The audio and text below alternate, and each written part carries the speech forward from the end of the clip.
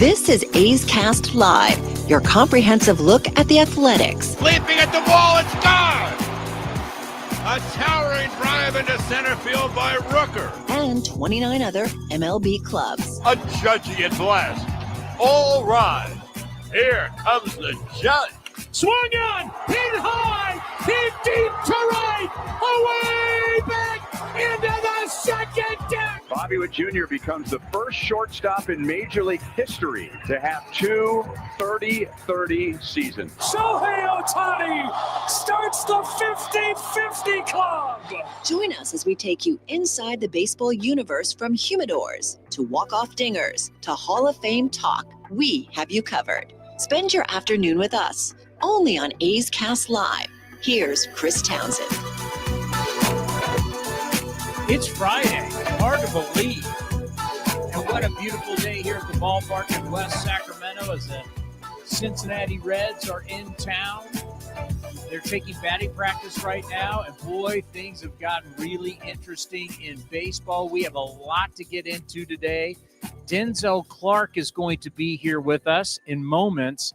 He actually was shut down from running today, so I'm actually surprised we're getting Denzel Clarke. But Denzel is going to be here, and it's been reported by Martin Gallegos. Kyle was down there talking with Mark Kotsay that I guess he attempted a couple times to run to first base, and something happened, and they shut him down. Very interesting. Yeah. Hello, Cody. How are you? I'm good, Towny. It is crazy. It's a Friday, and we got something special we're doing tomorrow. We got the A's Hall of Fame. Oh, boy, big day tomorrow. 6 interviews we're going to pull off it starting at 9:45 in the morning. I hope you brought your sleeping bag for the ballpark. Sleep? I mean, we're gonna do the post game show. Actually, Jessica will be in for me tonight. But yeah, we'll get something. 9:15 in the morning. We're gonna be before the brunch hits. We're gonna talk to Mark McGuire. We're gonna talk to Jose Canseco. We're gonna talk to Tony La Russa. It's gonna be unbelievable. Then tomorrow afternoon, are we gonna do the big three tomorrow too? Big three first, and then McGuire Canseco. Are we getting Monty Moore?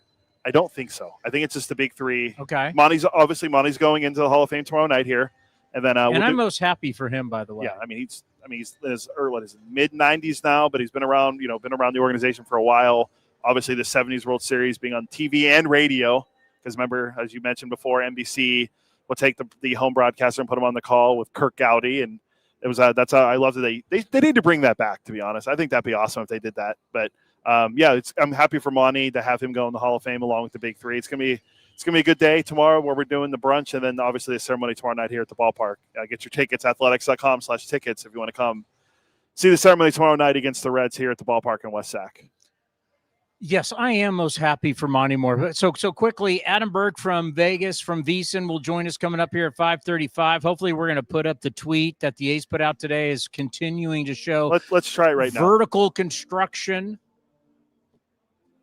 Love seeing this as the vertical construction is underway here at the ballpark. Just following some of the accounts on Twitter talking about, hey, look, we're not that far away from having the most world-class facility in all of sports, let alone baseball. There'll be more than just baseball games played here. Looks absolutely beautiful as it is starting to rise. The old Tropicana site. I actually had some good times in the old Tropicana Hotel. I've never got a chance to go there. Years ago, they used to have they had this huge bar that had the fish tank, and they had dollar Coronas. Okay. I mean, this goes so far back to like 96. I think I did. So I went down in 1996, and I did play-by-play for the women's. Would have been the Big West tournament. Because I'm not like my last year at San Jose State in 95, we were still in the Big West. But it was like right after that, it would either been Big West or have we flipped over to the Mountain West? I can't remember. It was like 96, 97. I stayed at the Tropicana and over at Thomas and Mack, UNLV's arena that's hosted just everything. I actually did San Jose State women's basketball, the tournament, staying at the Tropicana. I spent many a night for years. When my buddies, we'd all do our Vegas trips, you could end up at the Tropicana gambling, and they always had great drink specials. But more importantly, Tropicana's gone, and we have the palace arising from the desert. I've only ever been to the. I've only ever stayed at 2 hotels on the Strip. Obviously, I've stayed at the Red Rock and Summerlin when we went for Big League Weekend this year. That's not on the Strip. But in the Strip, I've only ever stayed at the MGM, and I've stayed at the Aria. Aria is very nice. MGM, love the MGM. I've been there multiple times. So I never got a chance to stay at the Tropicana, but the MGM and Aria were the two. I really liked MGM though. So we got Denzel Clarke in moments, Adam Burke at 5:35 from VSiN, the Vegas Information Sports Network, for all your wagering needs. And then Mark Kotsay will be here 5:45 for the Mark Kotsay Show. Why is it so interesting right now? Okay, we'll get into great to have the 30 home run club. Nick Kurtz joining Canseco McGuire. Shea Langoliers joining Terry Steinbach as the only A's catchers with 30. The 30 home run club's great. Obviously, the batting title race, unbelievable. Aaron Judge is now, what is Aaron Judge, Michael, now? He had a home run today in his first at-bat. So Aaron Judge, has he had a plate appearance since we last spoke? He walked. He walked. So where is he right now? Let's take a look. Well, it was 322 coming in, so you figure he's 323, 324 with a walk. He's going to sit somewhere right around there. He is at 324 right now. Wilson at 319. All right, so we've got the batting title race is on, which is pretty cool. No, I mean, we haven't had a batting champion for the Athletics since Ferris Fain won it back-to-back years in 51-52. It's been a while. Yeah, how is Ferris Fain not in the A's Hall of Fame? Good question. We're picking guys off the farm in the 50s. 51-52. I mean, he should be in the Hall of Fame just because he's our last batting champion. I forgot, two-time batting champion. So that is exciting stuff. But just from the sport, if you look what's going on in the sport, we have a dead tie, 79-68 atop the American League West. Yeah. We have an absolute tie. It's the first time since 2001 the Mariners have been this late into the season, the top of the division. Blue Jays have a 3-game lead over the Yankees and the Red Sox, who are playing each other right now.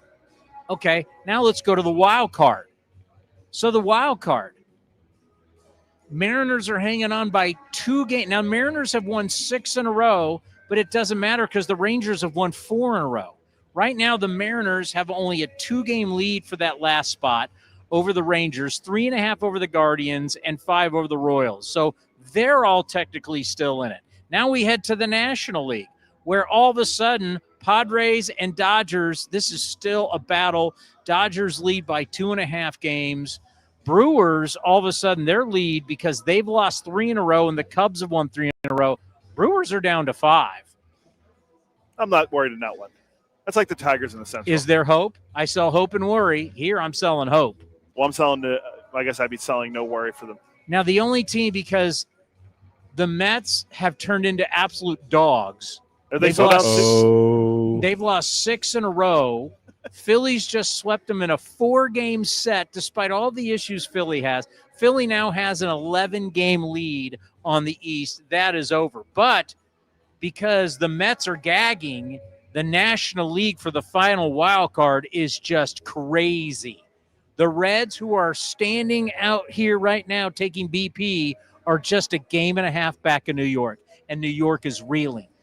Bob Melvin and the Giants, who, on my hot take, you know I hate the Giants, but I love me some Bob Melvin. I'm letting my hate go to the wayside, and I'm rooting for my guy Bob. Giants are a 1.5 games back. Big series starting tonight in San Francisco against the Dodgers. And then our guy who we love, and we love the D-backs because of him, Torey Lovello. What a great man, great manager. We're rooting for Bob. We're rooting for Torey. Torey Lovello, they're only 3 games back. So we've got a lot going on here in the game of baseball. When people think, football started, what are we watching to the playoffs? You're watching a ton. There's all kinds of action, playoff implications, and the A's are so much in this thing, taking on, when you think about it, taking on the Cincinnati Reds. Then after whatever happens with the Red Sox and the Yankees next week, you will be there with the Athletics in Boston. First time going to Fenway. I'm excited. So you're going to have Fenway Park, the A's playing what if the Yankees sweep the Red Sox? Let's just say it. Let's say the Yankees sweep the Red Sox. 2-8 versus the Red Sox. Sure, they got to turn that around somehow. All right, so let's say wow. the Yankees sweep the Red Sox and the A's go in and take 2 out of 3 or sweep the Red Sox. You could be bumping the Red Sox out. I mean, this stuff is all fluid. And right now there's no question. And right now the Rangers currently lead the Mets 6-3. DeGrom in his return to Citi Field, 3 innings and 3 runs allowed, 1 strikeout. Ooh. That's Texas Walker Ranger. So Rangers could continue the misery for the Mets. That'd be 7 in a row. And you know what? You want to ask why? There's a lot of reasons why. But how about this? Fewest starts of 6 innings or more this season. So this basically means your starters don't go deep. It means fewest starts that you've gotten a guy to at least go 6 or more. Who do you think has the most? The Mets. No. Rockies. White Sox. Okay, knew it was going to be one of the bad teams. That's 44. They've only 44 times. Well, actually, the fewest. Oh, yeah. I'm doing this wrong. You were correct. The Rockies. 37. Only 37 times the Rockies have had a starter go 6 or more. Up next is the New York Mets. Yikes. And they've only 40. All the money. This to me, and I don't want to jinx it. Is there something you want to tell me about Denzel? No, they said that Denzel got pulled into a meeting. They're going to bring him as soon as they can. He's on the IL. What's he going to meet about? I don't know. I just report what I'm told. We sure do a lot of meetings. Advanced meetings too. Well, it's important, right? Yeah. You want Brady guys Singer's on the mound. Even guys who are on the IL, you want them to be a part of the process and the meetings. Boy, we sure meet a lot. Hey, Miami Dolphins already had a closed-door players-only meeting, and they've only played 1 game. Okay, buddy. So that meetings are important. You know what I wonder? Do we have far more meetings in modern-day sports than we ever did before? I don't think. Well, we don't have the media. They didn't have the media then they do now, so everything gets reported. So they might have had meetings, but you might not have known about it. I just in all sports we hear we're meeting every day. Everybody's meeting. Everybody's got to meet. I don't think Connie Mack had meet with the media every day. Got to meet every day. We got to talk it out every day. I get going over pictures and stuff, but man, we meet every day. I don't think Billy Martin was meeting with the media every day, and they were tweeting it out. Oh my God. So this is something that we all should root for as baseball fans.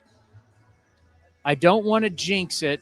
I want to plant the seed, but this is something we should all be rooting for. We should root for the Mets to tank. As you know, I have nothing against the New York Mets. This is all Towny, Ray Jensen. This is nothing. I have no ill will for the New York Mets in my heart. Davey Johnson just passed away. Yes. Truly one of the great life's baseball careers, from a player to a manager, great player. Truly, should be in the Baseball Hall of Fame. When we talk about I love the football life that we see on NFL Network. I wish we had it on MLB Network, because Davey Johnson is one of the great baseball lives of all time, as a World Series champion, as a player, as a manager. When I was a kid, who didn't like the 86 Mets? I mean, you got Strawberry, you got Gooden, you got Ray Knight, you got Keith Hernandez, you got Gary Carter, Doc, crazy-ass Lenny Dykstra, Wally Backman, Ron Darling, right? Our friend of the program, Ron Darling, Doc Gooden. I mean, it was a terrific team. But you know why I like him? I have no ill will. This is like when I say something about the Yankees. Clearly, I hate the Yankees. I have no ill will against the Mets. Who has the highest payroll in baseball? That'd be the Mets. That'd be the Mets. To watch the Mets tank, and if we could get the Dodgers to tank. They've won 3, 4, I think 4, 5 in a row. The Dodgers are starting. The Dodgers, by the way, their starting pitching starting to get healthy. This is why this take may be tough. And they got 3. They got their 3 best. 4 in a row or 5 in a row. The Dodgers have won. They've won 4 in a row. And they got their 3 best going against the Giants this weekend. We need the Dodgers and the Mets to tank. For the Mets, best case scenario is they tank and don't even make the playoffs. Dodgers, best case scenario, first round, they lose. And you'll say, why? Why does that really matter? Because we have a CBA that's coming up after next season. And if the big boys are all in the World Series and they win it, it's going to give all these because the war really isn't between the players and the owners. The real fight is between the owners. The certain owners who still have essentially their massive cable deals and all the other owners who don't. So that's really where the fight is. Well, what can help with this fight is if the owners who spend the most money and give out stupid $700 million contracts and do all this, and they don't care about going over the luxury taxes and paying the penalties and don't care, if they lose and somebody like the Brewers win, then all of us on the outside, including the players, can say, see, it isn't all about money. Because right now, when the Dodgers win, they're able to say, hey, listen, the resource that they have, the money that they have, you can't compare with that. But if Uncle Steve Cohen, the guy who's worth like $20 billion, he's the richest owner in baseball, spends all this money with the Mets, and they flail like this, and they just signed a $700 million player, and all the moves that they made at the trading deadline, they fail. And then once again, the Dodgers, well, they won last year, but they don't win this year when everybody had crowned them in the offseason for winning. We know the Yankees are going to gag. They spend a ton. If we get the big three not to win, Mets, Yankees, Dodgers, it will be good for the future of baseball. Why? Because then we're now going to say, listen, it isn't all about money. We can work out a CBA. We need to work out a CBA. We need to come together. We may lose some games, but I lived it not as a professional. This is how long ago it was. I was in college at the time, the last time we punted a World Series and an end of the season, and we saw how disastrous that was. Mark McGwire, who we're going to talk to tomorrow, people still to this day come up to him and say, thank you, you saved baseball. We can't go there again. And everybody, and I got people around here trying to float it around at us going, oh, there's going to be no season.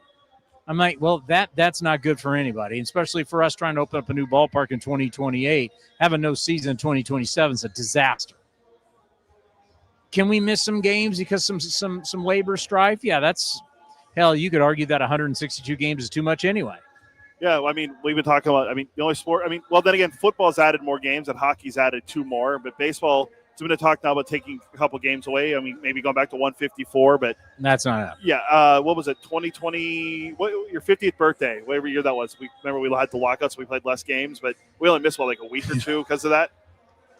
When I had the scheduled trip to the Masters for my 50th birthday, and everything was work. I was going to work like a couple weeks, and then take this weekend off in Philadelphia because it would have been like 3 weeks into the season. No one cares. Went to our boss. He was like, it's your 50th birthday. Yeah, go. My best friend was taking me to Augusta.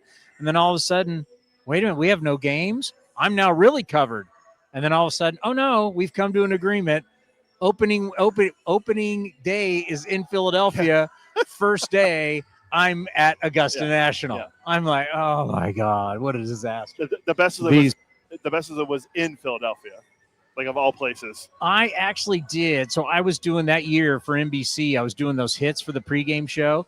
The first 3 hits of that season for NBC was done in a hotel room in Augusta, Georgia, just less than a mile away from the Masters. Well, that's cool though. You're on location doing hits. It was not cool. It was a disaster. That's what adds to. Like next week you mentioned how I'll be in Fenway and I'm going to Pittsburgh. It'll be cool to see that I'm. If I would have been like at Augusta National, Tiger Woods is behind me. Oh yeah, if instead you're in your hotel room. Scotty Scheffler. Yeah. Here's my bed. Yeah. Here's where I'm sleeping at night. I'm in some Roach Motel in Augusta, Georgia. So that's why, folks, just something to think about. Having the Mets continue to struggle. Hopefully the Dodgers struggle, Yankees struggle, and somebody emerges. I think you could pick anybody. Even though we don't look at the Blue Jays as if the Astros or the Mariners, the Blue Jays, the Red Sox, because the Red Sox don't spend like they used to. If you have the Brew Crew or the Cubs or whoever, just somebody who's not the big 3, the teams that are truly outspending everybody else. If they don't come up big, that for the future of baseball could help, because it was Jared from Wall Street Journal. Jared Diamond, who covers the business of sports, said, you do not want the Dodgers or the Mets to win this year, because then that allows all the smaller market owners to say, yep, see, they just keep winning. Their resources are just way, because baseball doesn't like to share resources the way the other sports do. No, not at all. That's why the other sports are thriving so well and they have a salary cap too, so that kind of helps. But yeah, I'm with that too. Like, I think having a team like Milwaukee or Kansas City, which we've already seen them win, but like teams like that, the smaller Kansas City just won. They're in 2 World Series. That was 10 years ago. That wasn't that long. Yeah, I love how you guys act like 10 years ago was a long time ago. I was 30. I was 26 then. That was a long time ago. That was not 10 years was not a long time. I was married my first time then. That's how long ago. So are you just talking about big spenders or big markets? Because they seem to be two different. Because you have to include like Chicago, big market, Philadelphia, big market. But the big markets aren't spending like they used to. So you're saying just those 3 teams, not all big markets in general. Because those are the 3 teams that have come out and outspent everybody. If you went payroll for payroll, just not on the 26-man right now, if you went over the last few years, Mets gave out a $700 million contract. Yankees were offering a $700 million contract to Soto. You look at the money that they're paying, and obviously what the Dodgers have spent and continue to spend. Who else? I mean, I know Philly. You may say put Philly on that list, but Philly has never won, though. That's the thing. If you look at the active payrolls right now, so total payrolls. Are you going plus 40 man and everything, or you just do you got to stay off just the 26 man, because that's where you really see the difference. Yeah. Total payroll: Mets, Dodgers, Braves, Padres, Blue Jays. Wait, what? It's 2026. Yeah, what are you talking about? I was saying, there's no way the Braves are in there. Dodgers, Mets, Yankees, Phillies, Blue Jays. See how he derails my show? Well, here's my question. Say that again. As I said, who are the big 3? Dodgers, Mets, Yankees. Thank you. Well, here's my question, because you could have 2 big markets, say a Cubs Red Sox World Series, but they're not the biggest spenders. I don't know payroll offhand, but which could still be good for baseball in both ways. Don't let the big market thing get in your head. It's about who's spending and what are they spending and how. You got to remember, the Cubs don't have a good TV deal. What I'm saying is they had to. So you're confusing the argument. Cubs are 6, Red Sox are 11. Because the Cubs had to create their own network, Marquee Sports. Correct. Right. Yep. So you have the insane television deal. When you wonder why the Dodgers are spending the money they're spending, because their deal with Time Warner is insane. Time Warner signed them to this unbelievable deal when the majority of LA didn't even have Time Warner. It was a big fight if you followed it. Now more people, it ended up working for Time Warner, I think. But the amount of money, Time Warner was desperate to grow in the Los Angeles market. It really wasn't about, hey, we love Dodger Blue.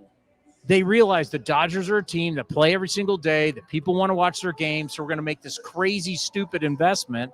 I don't know if it's worked for Time Warner or not, but that's just, they have a crazy deal. The Mets and the Yankees, they still got these massive cable deals. Philly still has there's like, how many teams left have a massive cable deal? Well, because right there, when we look markets, Cubs don't have that, right? And then you say the Red Sox have. The Red Sox, especially now with getting rid of Devers, they're completely changing the way they do business. But yes, they still do have a good cable deal. The Giants still have a good cable deal, but most teams don't. The teams in the top 10: Dodgers, Mets, Yankees, Phillies, Blue Jays have Rogers. Yeah. Then the Cubs, then Houston, which theirs isn't great. San Diego doesn't have one. San Diego has no deal. Braves are on, I believe, FanDuel, and then the Giants are 10th, and then the Red Sox 11th. So you look down the order. I mean, you look down the payrolls and you start looking at I was doing total payroll, not 26, man. I mean, the Texas Rangers won the World Series 2 years ago. They don't even have a cable deal. They're starting up their own cable. Yeah, they're 16th in payroll. I mean, think about it, folks. People are asking us what we're going to do in Vegas. Well, you have A's Cast. I mean, I don't know, totally know. But, I mean, that's what shows you. Texas has $124.7 million on the IL. It's essentially regulating your business, right? That's what the NFL did. that's what Silicon Valley's doing right now. When you look how you're changing your business model, you're changing like everybody's still fighting for this archaic and the owners, the players. Well, the owners, it is their business. But for us, what we have seen, when you have the Green Bay Packers, give me the population of Green Bay. Green Bay Packers on last night. By the way, the Packers all white uniforms are dope. According to this, it's 106,000. The Green Bay Packers are in a town, and I've been to Green Bay, Wisconsin for a Packers-Raiders game. And their white uniforms are great, yes. And those white units. There's 106,000. Now, I want you to think about it. Can you imagine how baseball loves to call Pittsburgh a small market, to where the Steelers will never be called small market? What would baseball call Green Bay at 106,000 people? That's it, just 106. Well, what's Sacramento? We're in Sacramento. Sacramento's under 500,000, but it's over 400, right? Yeah, it's what the smallest market in baseball is it Milwaukee? Milwaukee, the smallest market in baseball. I wouldn't doubt it. I would say so. But what would they say? I like guys rolling around with a beer in his hand. Look at this guy, hat backwards, got a beer in his hand. What time is it? 5:30. Yeah. Look at that guy. It says 560,000 is population in Milwaukee. But yeah, so you have in football a town that's 106,000 people, and no one considers them small market. Yeah, because the NFL figured out we're going to make all of our franchises great. We're going to make all of our franchises as equal as we possibly can. To where baseball, we're the higher guys they don't want to bring the bottom up. They don't. Not at all. So that's why when we look, yes, is it a negotiation with the players? Yes, but the real thing is the negotiation between the owners, and I'm just trying to make sure we don't lose a season. We need the big boys not to win the World Series, because that kind of tampers. And what I'm saying is for the smaller market owners, they have less of a grief, they have less of a beef or a grief if the top spenders don't win, and somebody else wins. You go, well, yeah, no, you're right. I do think everything needs to be. I think the CBA needs to be restructured. I think the divisions. I think there's so many different things that need to be restructured. But having a top 3 payroll team win the World Series again is not good for the game. I agree, 100%. You know, Jared Diamond. I mean, really, what got me on this was Jared Diamond from the Wall Street Journal. That was like a month and a half ago. All right, coming up next, what do we got? I don't think we're getting Denzel Clarke. You don't think we're getting Denzel Clarke? We'll have Adam Burke and Kotsay. All right, we're taking you to Las Vegas, and we'll have the Mark Kotsay Show all coming up next on A's Cast Live.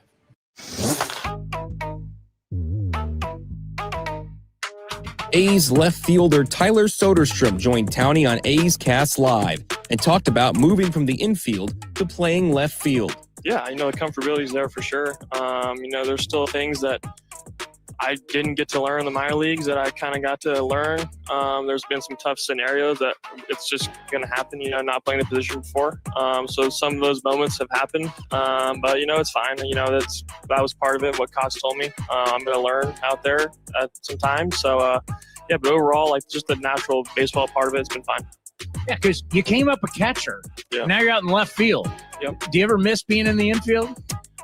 I don't know. I mean, I kind of like it out there. Yeah. It's been fun. So I've enjoyed my time in left for sure. You can watch the full interview at youtube.com/athletics or listen at athletics.com/A'sCast.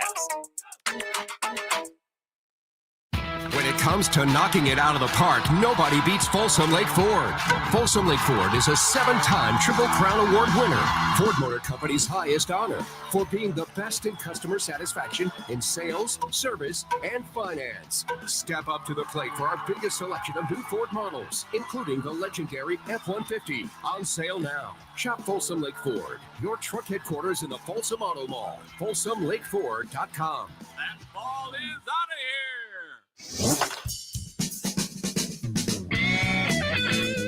Shea Langoliers joined Chris Townsend on A's Cast Live in West Sacramento to talk about stepping up and becoming a leader for the A's. Maybe towards the end of last year, the end of 2024.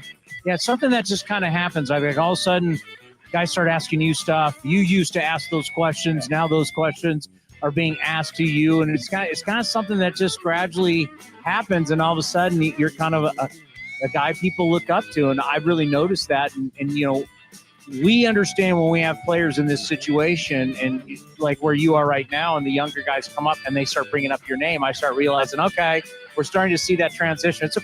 Tell us what that's like. It's got to be a pretty cool feeling. Yeah, it is kind of funny. Like you said, it's the questions I was asking when I first came up, and the questions that I'm getting from the younger guys now. And I'm not one to claim to know all the answers and have all the answers. Just be as honest as I can with them, what my experiences were, what I went through, what I thought helped me. And like I said before, everybody's different. Everybody's going to have, a different answer to what their question is. And I just, go off my experience, what I felt made me better, and then they adjust with that. You can watch the full interview at youtube.com/athletics or listen at athletics.com/A'sCast.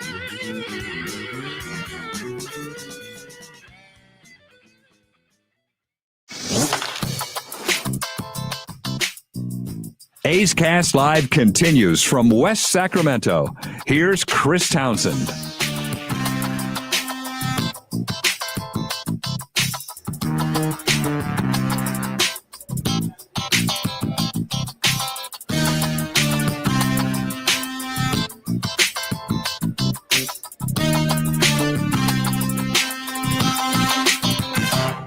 Reds are old school, man. So you think Nate's panicking because there was this music and no one talking? A lot of history between the Athletics and the Reds. Hares versus the Squares in 1972. What do you know about it? Well, I don't have a Raleigh Fingers mustache now, but I mean they were. That was a good World Series, and obviously don't bring up 1990. Eric the Red. That we would really have to look at it and look at how the odds makers saw it. The fact that the Cincinnati Reds beat the A's in 1990 and swept them has got to be one of the biggest underdog sweeps of all time. Jose Rijo was fabulous. I mean, even after Eric the Red, hit the home run on Dave Stewart, he lacerated. What did he lacerate? Look it up. Eric Davis in 1990 World Series on a diving catch. He hurt his spleen because he didn't play. He had to go to the hospital. He was done. So they won the next 3 games without technically their best player. Yeah. Was it? His kidney. So they swept the A's in 4 games, and Eric the Red, I loved it. Eric Davis was money. They didn't have him for 3 of the games. He had that one year. Was he 40-40 or 30? He was a 30-30. He wasn't 40-40. I mean, they were comparing Eric Davis to Willie Mays, for God's sakes. He had a great career, no doubt about it. But the whole point is, he was. He had the 37 homers, 50 stolen bases. And plus he had to play on turf. If he didn't have to play on turf during his prime, turf killed all the. If you played in Philly, Pittsburgh, the old stadiums, the old days when Sachs played, Houston. Sachs loved the turf. Who else had the turf? Toronto. You said Houston already. Minnesota. Hubert H. Humphrey Metrodome. That turf at Kansas City. Kingdom. Kansas City, St. Louis, Kingdom. Everybody had turf. It was terrible. But still, that was definitely one of the biggest upsets in the history of baseball. Yeah, that was. I mean, it was shocking. Was that the Nasty Boys too? Yeah. Dibble and Brantley. Charlton and Myers. Oh, Brantley. Randy Myers. Was Brantley there? Or was no, Brantley would have been a giant at that point. No, the Nasty Boys was Dibble, Charlton, and Myers. I always remember Rob Dibble. Well, yeah, you weren't even right. Where were you? Where were you in 1990? When they would have won, I would have turned 2 a month later. Yeah, that was my senior year of high school. I mean, people need to realize, because for a lot of you younger guys, you don't realize that the A's in the late 80s and early 90s were the premier team in this sport. You've got Jose Canseco dating Madonna. You've got Mark McGuire. We just saw him, and truly one of the great personalities in the history of the game. You had Dennis Eckersley. You've got Dave Stewart. You got absolute star players. Went to 3 straight World Series, which is so hard to do. Only won 1, but they had 3 straight. It was unbelievable. So there's history between the Reds. Truly one of the great old school organizations. And that's another thing. Cincinnati, with all of its history, if I'm going to be real honest with you, you don't ever need to go to Cincinnati. If you've never been to Cincinnati, no offense to anybody who's from Cincinnati, Ohio, but if anybody says you need to go to Cincinnati, I'm going to tell you right now, no, you don't. Because John, what's the thing you always say? We have a minute. What's the thing you always say? I can't remember. There's a famous author who put this out there, but if the world comes to an end, you want to go to Cincinnati because everything happens 2 years later. That's what it was. I don't know who said that. It's I'm serious. Cincinnati. Like last time I was in Cincinnati, Bengals Raiders, and we were out at night, and I'm like, we ended up going over to the Kentucky whiskey bars that are just right, because literally the bridge separates Kentucky from Ohio, right? You actually fly into the airport in Kentucky and you go over to Ohio. And you go over to those whiskey bars and everybody is still smoking inside. Everybody looks like 10, 15 years older than they really are.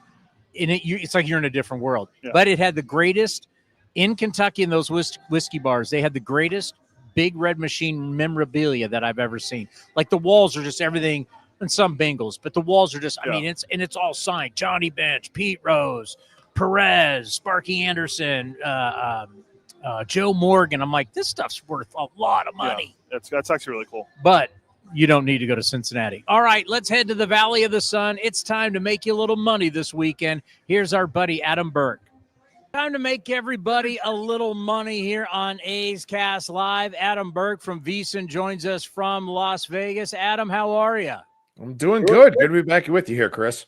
It's this time of the year, at the end of the year, that everybody's checking their win totals, right? Because everybody said, okay, how much do we think this team's going to win at the end of the year? Now some people have they've gotten it, or they're creeping up on it. I know a lot of A's fans are starting to look at that number, whether they got it around the 71 or 72.5. This is a fun time of the year. Yeah, it really is, and it seems like every game kind of means something in some way, whether it's two teams that are just kind of playing out the string, but you have, young players, you've got call-ups, guys that are trying to make a little bit of an impact for next season. And then obviously games that have something to do with the playoff race, especially if you get a couple of teams head-to-head that are battling for a wild card spot, something like that. So it's a lot of fun. And I think something else that's interesting about this time of the year too is that a lot of bettors have just shifted their focus to football. They've kind of given up on baseball, or maybe they're not betting it as much as they were previously. So, you'll see some different things out there in terms of the lines in the betting market, and especially in the player prop markets. But then on the other hand, you got people that are betting again because they're back into football. And during the week, there is no football. So, they are looking to play baseball. So kind of depends on the sports book you're at, the teams that you're betting on, stuff like that. But you see the market dynamics shift a little bit once you get into September for a variety of reasons. All right, if I'm reading between the lines there, are we talking about they're going to try and entice you to get back in or to keep betting because they're afraid they're losing you to football? So they might throw some stuff out there, kind of chum the water to bring the great white shark back. So you're saying there could be maybe some deals or some interesting prop bets or whatever out there to get you to come back. Yeah, I mean, a lot of these places are already running, deposit bonuses, stuff like that, acquisition tactics to try to get people to sign up and come make some bets. But you probably will see maybe some more profit boost type things for home run props, or maybe the same game parlay stuff, things like that for baseball. Because, you get Monday Night Football, but Tuesday and Wednesday, we don't have college football just yet. So, those are two nights that are probably pretty big for MLB action, especially Tuesdays where all the games pretty much take place at night. Wednesday, you get getaway day games and stuff like that. But I think on Tuesdays, you'll probably see a lot of the sports books, do some additional promotional stuff, trying to get some people to, take what appears to be a day off from football and just kind of contribute to baseball. I like it. All right. AL Rookie of the Year. You think this thing is already over? Nick Kurtz is winning this, no problem. Yeah, that's what it seems like. I scanned around and looked at a few different sports books trying to find odds today, and I couldn't find anything. And so, it feels like this thing is locked up. I mean, when you hit 30 home runs as a rookie, even, coming up a little bit into the season as he did, that's a pretty big thing that stands out a lot. And typically when you look at MVP award, Rookie of the Year awards, stuff like that, you do tend to get more pitchers in the Rookie of the Year. It's very, very hard to win the MVP as a pitcher because the Cy Young Award exists. But when you look at hitters who win the MVP and the Rookie of the Year, you're talking about 30-plus home runs. You're talking about 100-plus RBI, at least from an MVP standpoint. So you're looking at a lot of those counting statistics. And when you hit 30 as a rookie like Kurtz has done, and you're pacing the field by so much in terms of wins above replacement player, the award is yours. And the fact that we only have about 2.5, 3 weeks left of the season here, even if he got hurt tonight, and knock on wood, hopefully he doesn't, he still wins the award, probably running away. So they've just taken it off the board. No use even taking action on it. Yeah, I mean, this is one of those things where, like I said, if there was a scenario in which he got hurt and somebody else could win it, they would probably still be offering it. But right now, I mean, he would be such a massive, overwhelming favorite that it's just not even worth it for the books to take any action on it. Is there anything out there about the AL batting title between Judge and Jacob Wilson right now? In terms of the batting title, I mean, I'm sure that some sports books kind of offer stuff like that. I don't think there's anything in Nevada, so it's not a market that I've really, paid super close attention to. But you can always find, a variety of different things that are out there. That one may pop up as you get closer to the end of the season because right now there's a lot of variance that can take place there. But I mean, you think about it, like the MVP markets. I mean, Aaron Judge is minus 400, and that number keeps growing. Shohei Ohtani is minus 10,000 to win the NL MVP. So, like, that one's over too. So, the books will be looking for things that they can get some action on, and maybe some of them, will post something like that about the batting title. Is this fair to Kyle Schwarber? Is this fair to Kyle Raleigh? Do you like how all of a sudden it's basically Judge and Ohtani are winning it? Yeah, I mean, I think I talked about this on one of the previous shows that we did. Like, I think there should be MVP, but there should be MVP and MOP, most outstanding player and most valuable player, because, when you look at Shohei Ohtani, I mean, the Dodgers are a really, really good team anyway. Obviously, he's an elite player, does things we've never seen before. And so he's kind of a shoo-in to win the award every time he goes out there and pitches because he's going to hit 40, 50 home runs, have a high average, steal bases, stuff like that. It is kind of unfair to a lot of the other guys that are out there, especially when you think about some of these players that are super valuable to their own teams, like a Cal Raleigh. I mean, Aaron Judge carries the Yankees offense, so it's not a great example this season, but are the Mariners where they are without Cal Raleigh? I mean, Jose Ramirez is 150-1 right now. There is no way in hell that Cleveland is where they are without Jose Ramirez. So in terms of value, he shouldn't be 150-1. In terms of most outstanding player, maybe he should be 150-1. So I would love to see a differentiation at some point from Major League Baseball where, yeah, you're really awesome and you're on a good team and that's cool and you're the most outstanding player, but how would your team do without you? Are you the most valuable player? Yeah. In Ohtani's case, I mean, I could say probably not. Well, and listen, I can't stand the Yankees or the Mariners, right? I mean, we see way too much of the Mariners. What if the Mariners actually do win? This is not a team that's in every year. I mean, the Yankees are basically in the playoffs every single year. Mariners never get in the playoffs. They've been in one time since 2001. What if they win the division? You hit the most home runs ever for a catcher. You hit the most home runs ever for a switch hitter. And, oh, yeah, you're a catcher, and you're going to get boat race for the MVP, which is supposed to be most valuable. Not best stats, which I'm already giving you really good stats. Most valuable, not best stats. Yeah, I completely agree with you, especially when you think historically about the catching position and just how little offense you get league-wide from the guys who, I mean, they get beaten up every night. It's something where you've got to, your chief responsibility is really to manage the pitching staff more so than go up there and contribute offensively. For a guy like Raleigh to do what he's done from that position is thoroughly impressive, and especially when you consider that Aaron Judge is basically a DH now because he can't throw the ball. So I would like to see Raleigh get a little more love. It just seems like, Judge is probably going to run away with it again.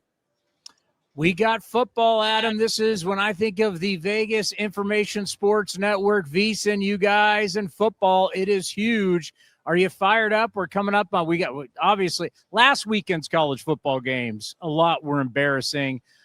Michigan up against Oklahoma. There's a couple good games, but last week it was a lot of body bag games. It's going to kick back up college football. And then, of course, we got week 2 of the NFL.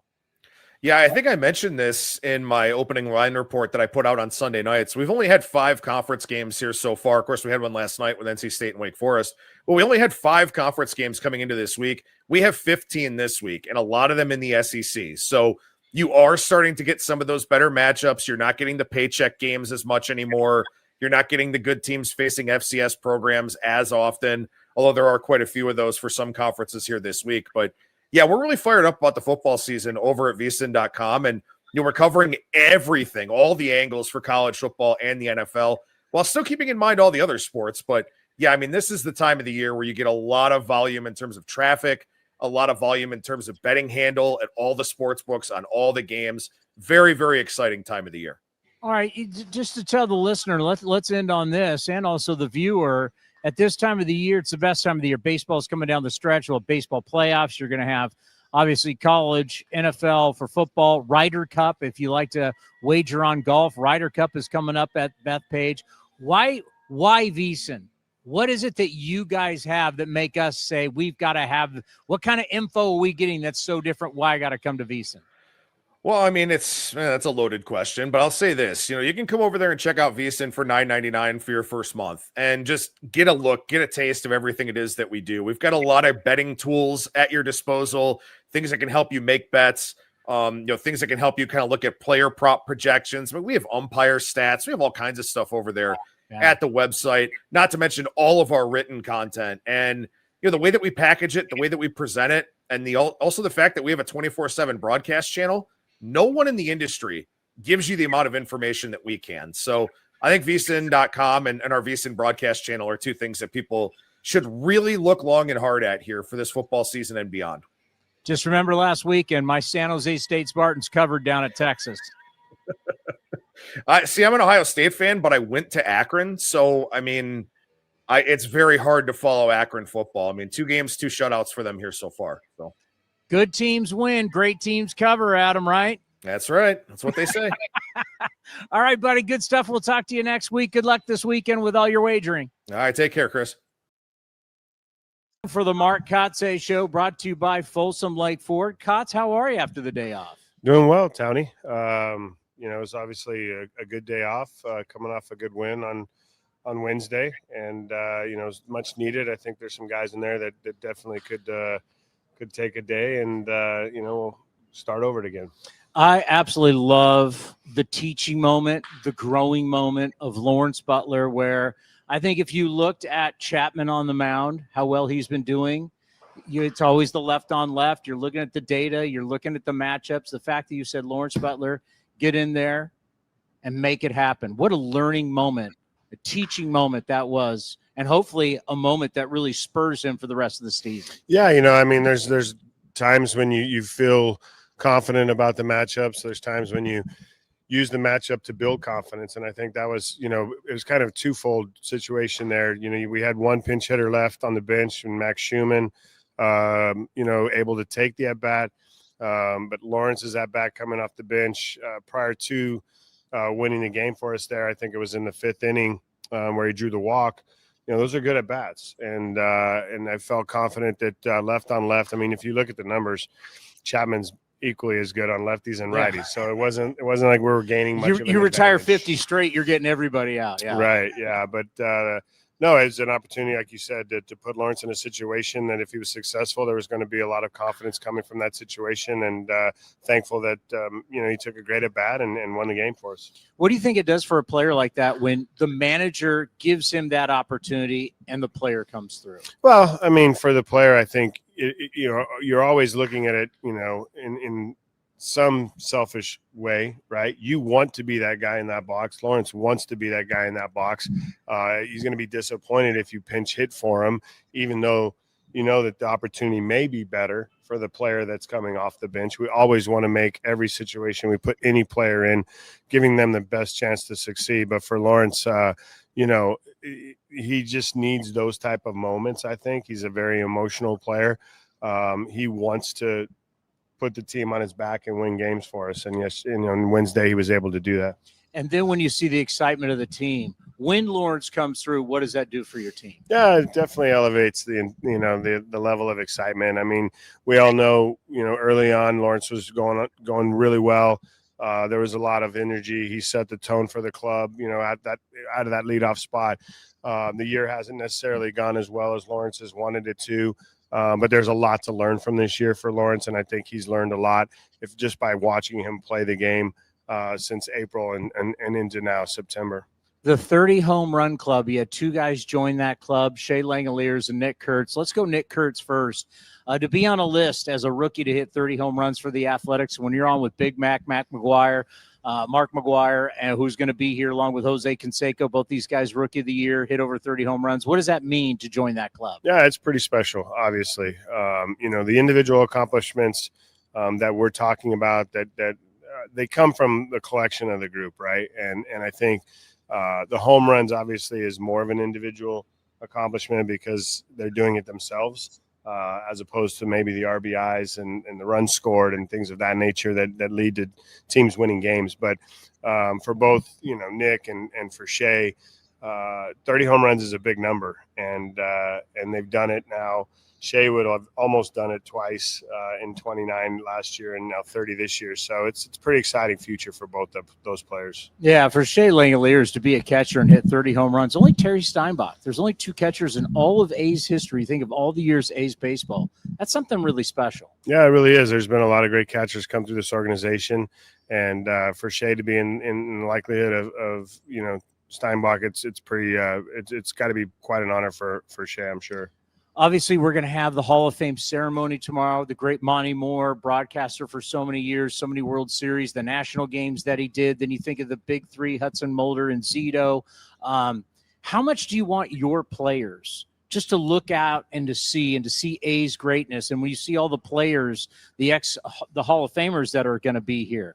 Speaking of Canseco, McGuire, and Dave Stewart and all of these guys and guys that won World Series titles, how much do you want your guys to soak it in? Yeah, I think they'll definitely soak it in. I think there's an opportunity to talk to those guys, to learn about the history of this organization, to learn about, the Hall of Fame players that came through here and their careers. And I'm sure those Hall of Famers, will share their knowledge with our guys, and it can definitely have impact.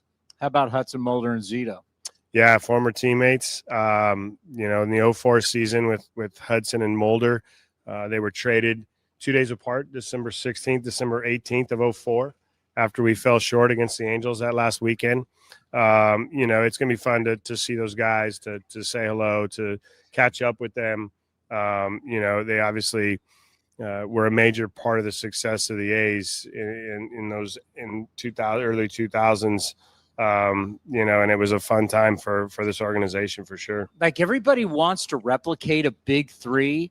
It is just so hard to do. It's so special when you have a Hudson, Mulder, and Zito, or you have a Maddox, Glavine, and Smoltz. I mean, to get three, like what that would be for you right now to have three guys like that. Well, that's the goal, right? I mean, you look at our young arms, and you look at a kid like Morales, and you look at the guys starting tonight, and JT Ginn, and you look at Jacob Lopez and Jack Perkins, a couple names that you feel like could have that opportunity to come together as young players, young pitchers in this organization and do something special.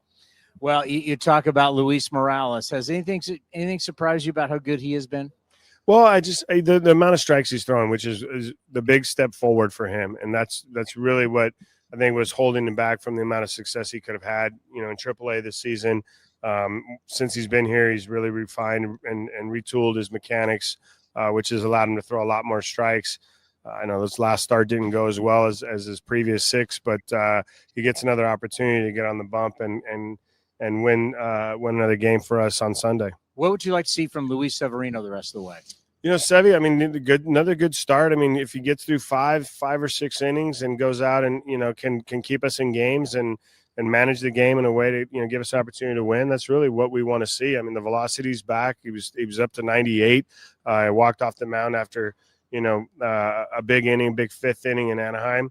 And those are just signs that he's healthy and signs he's moving in the right direction. And all of a sudden, the Mets not being able to win, they have brought a lot of people back into the wild card, including the team you're going to be taking on for 3 days. The Cincinnati Reds only a game and a half back. So once again, you're playing against a team. And what does that mean for you and your club? Hey, we have a chance to play spoiler, affect the whole playoff situation. You got another chance this weekend. Yeah, I think we look at it, not just as a spoiler, but as an opportunity to beat a really good baseball team and continue to build more confidence, continue to grow as a group and understanding what it takes to get ourselves to where the Reds are and get ourselves in that race next season and really, have impact and not just, for April, May, June, July, but into September. Talk about your relationship with Terry Francona.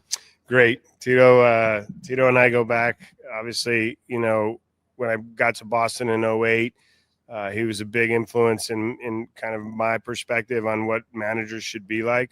We got to meet together today on the field, give each other a hug. But Tito's one of the more special guys in my career that really left an impact. How important is it, whether you talk about Jim Leland or you talk about Tito or whoever, that you take the best of all these guys and bring it, tools for your tool belt? Yeah, no question. I think, as a player, that's one thing that I really cared about. I cared about, having a relationship with my manager, being able to talk to him and learn from him. And I think I was blessed to play for a lot of great managers. My career started with Jim Leland. We went through Bruce Bochy, went through Bobby Cox, went through Terry Francona. That's amazing. It was a good run for me.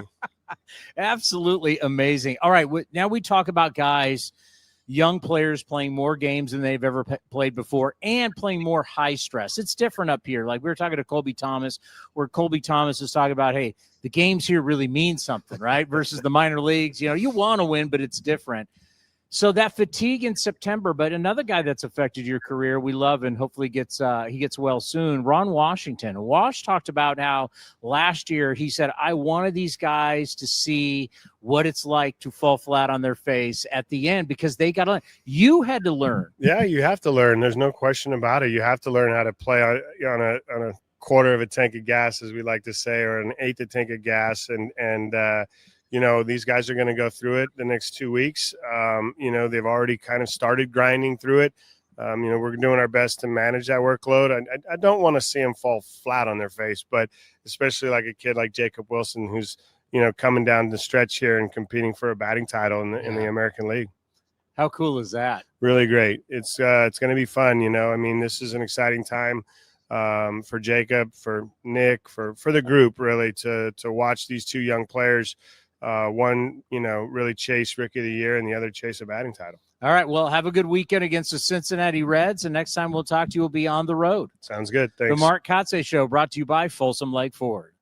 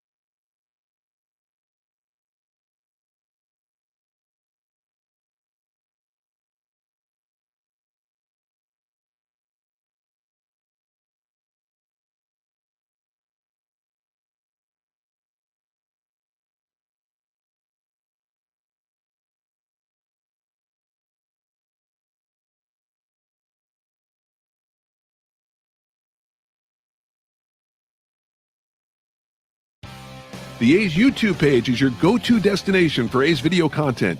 Get access to great highlights, exclusive behind-the-scenes content, classic games, A's Cast Live, and more. Visit youtube.com/athletics. This has been a presentation of The Athletics.